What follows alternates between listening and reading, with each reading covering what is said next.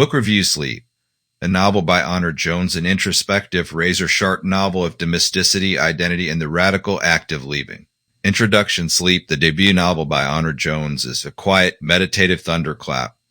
Literary feat that seems, at first glance, deceptively simple. Woman leaves her marriage, that's it. There's no scandal, no dramatic climax, no major twist or act of betrayal. Instead, the novel offers something more unsettling and profound. Close interior reckoning with desire, discontent, and the subtle unraveling of self that has been submerged beneath the smooth veneer of good life. In Sleep, Jones distills the postmodern malaise of privileged womanhood into sparse but emotionally rich portrait of Anne, journalist, mother, and wife, who one day quietly chooses to leave her family. But rather than offering answers or even justification, the novel dwells in the space between thought and action, between desire and guilt, between wakefulness and sleep. What emerges is deeply literary, stylistically polished meditation, identity, intimacy, and the disorienting freedom of starting over. Plot summary: Honor Jones's debut novel Sleep is quiet yet intense exploration of woman's unraveling.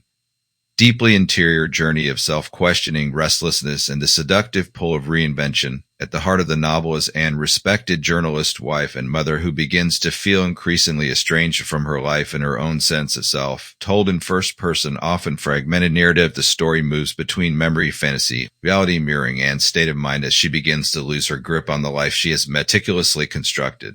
Anne lives in seemingly perfect New Jersey suburb with her husband and 3 children. On the surface, she has everything. Stable home, flourishing career, and family that depends on her, but something has shifted. She can't sleep. At first, the insomnia seems incidental, nuisance, but it soon becomes clear that her inability to sleep reflects deeper, more existential crisis. As she lies awake night after night, Anne begins to examine her life with sharp, brutal clarity. Her thoughts turn over her marriage, which has become mechanical and distant. Her husband, though competent and decent, is emotionally unavailable. Their relationship is one of efficiency and structure, not passion or intimacy.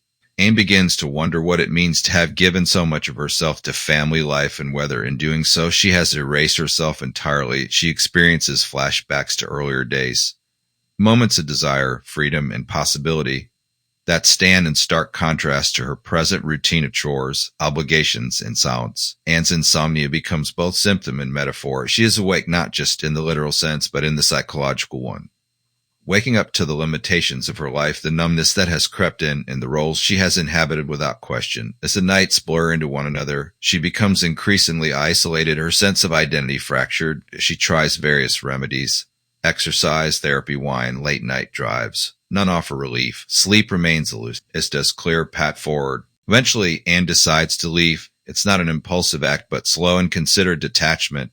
She moves into minimalist apartment and begins the difficult process of separating herself from her marriage, her children's daily routines, and the comfortable discomfort of her old life. Importantly, there is no grand drama to this departure. No affair, no violence, no breakdown.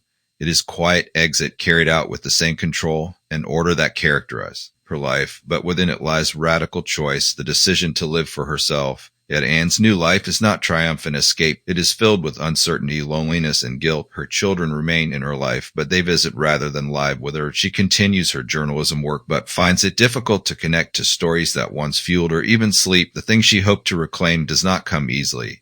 Anne spends on solitary hours in her apartment, reflecting, writing, and wondering if she has made the right choice, or if there even is right choice. Honor Jones's prose is spare and elegant, capturing Anne's interiority with precision and lyricism. The novel resists traditional narrative arcs. It does not provide neat resolutions or epiphanies.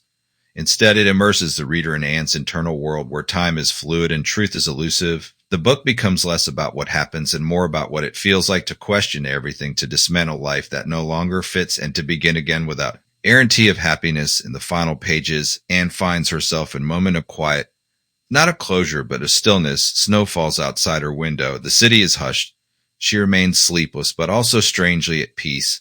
She has not solved her life, but she has reclaimed it. That the novel suggests may be enough. Sleep is not a story of breakdown, but of awakening. It explores the silent, often invisible crises that women experience beneath the surface of ordinary life. It asks what it means to be awake, not only in the night, but in the soul. With subtlety and grace, Honor Jones crafts a portrait of a woman standing at the edge of reinvention.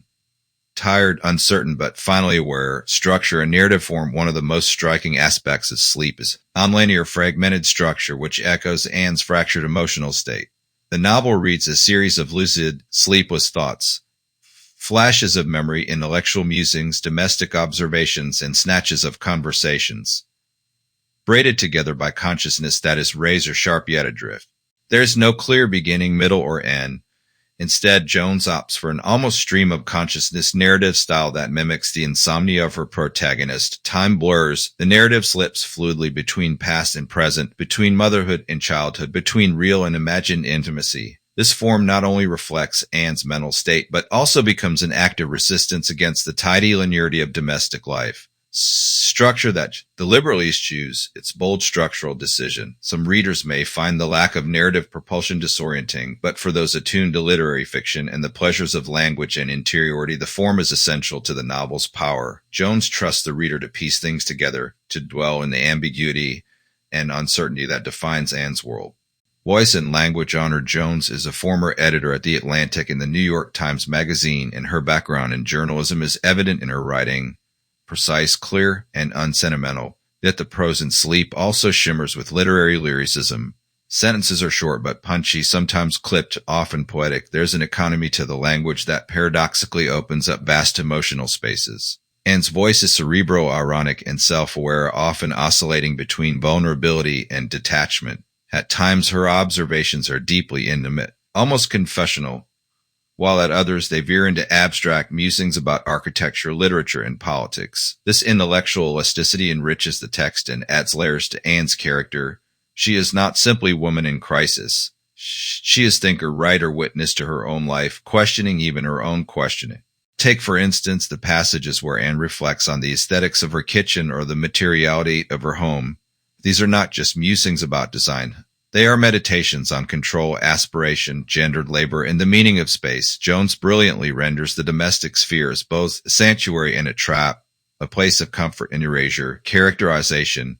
Anne is anti-heroine. At the center of the novel is Anne, a woman who defies categorization. She is not particularly likable, nor is she overly sympathetic. She is intelligent, successful, articulate, and at times cold. She is loving toward her children, but willing to disrupt their lives. She is not fleeing abuse, nor does she suffer a mental breakdown. She simply wants something else, something more that in itself feels radical. What makes Anne such a compelling character is her refusal to perform the expected roles of female redemption or justification. She does not apologize for her desire for solitude, nor does she indulge in dramatic self-pity. Instead, she narrates her detachment with eerie calm, offering readers the rare interior portrait of a woman slowly, consciously detaching herself from the life she built.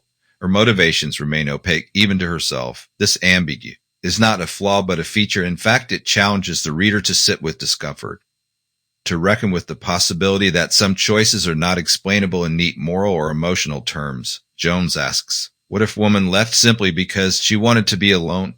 Thematic resonance 1. Insomnia and wakefulness. The title Sleep is ironic. Anne is profoundly, chronically sleepless.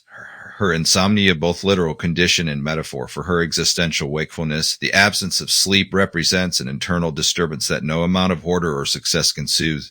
It also symbolizes her refusal or inability to dream, to relax into the rhythms of life that no longer feels like her own. In this way, Sleep becomes novel of awakening, not in the triumphant opera-esque sense, but quiet, aching realization that one is not where one wants to be. That kind of wakefulness is not liberating. It is terrifying.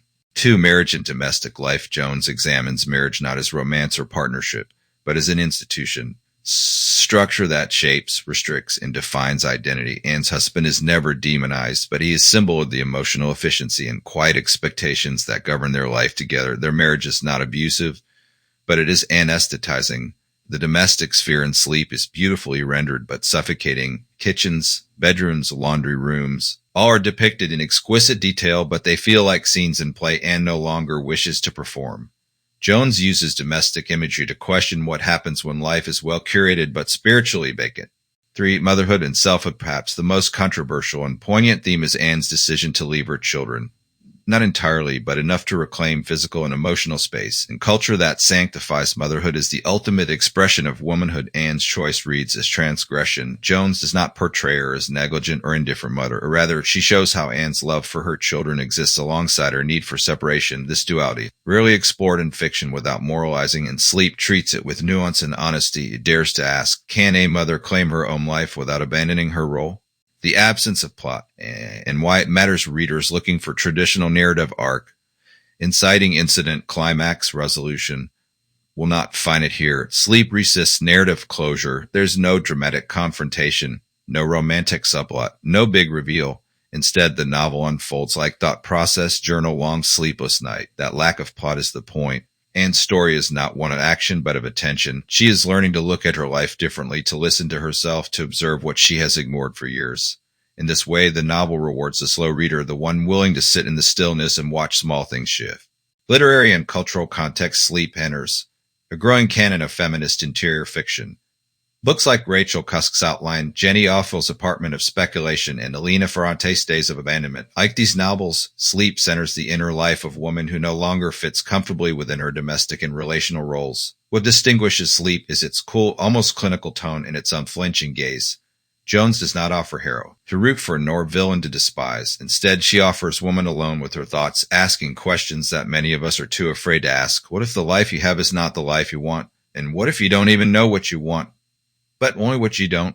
Conclusion. Honor Jones's Sleep is bold, quiet masterpiece. Novel that risks alienating readers in order to speak the unspeakable. It is not story about transformation so much as one about recognition. Recognition that life, even good life, can feel like costume.